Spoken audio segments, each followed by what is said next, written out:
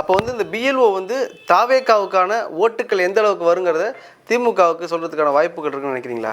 இல்லை, அதுக்கு ஒரு வாய்ப்பு இருக்குன்னு சொல்கிறேன். ஏன்னா தாவேகாவுக்கு என்னென்னா, இப்போ அந்த கட்சி வந்து என்னென்னா, இப்போ பொதுவாக இப்போது ஆஃப்டர் இந்த எஸ்ஐஆர் விஷயங்கள் வந்ததில்ல, ஆஃப்டர் கரூர் சம்பவத்துக்கு அப்புறம் கூட பார்த்திங்கன்னா, அவங்க ஏதோ வந்து ஒரு ஃபில்ஃபில்லான ஒரு மனநிலையில் இருக்கிற மாதிரி அவங்களோட செயல்பாடுகள் தெரியுது. ஏதோ நமக்கு ஒரு பெரிய கூட்டம் இருக்குது, நிச்சயமாக வெற்றி அடைஞ்சிருவோம் அப்படிங்கிற ஒரு விஷயம் அவங்க மைண்டுக்குள்ளே போயிடுச்சோ அப்படிங்கிற ஒரு இது தெரியுது. ஏன்னா செயல்பாடுகள் ரொம்ப கம்மியாக இருக்குது. நீங்கள் எதிர்த்தாப்புல இருக்கிற 2 கட்சிகளுமே வந்து மிகப்பெரிய அனுபவம் உள்ளவர்கள்.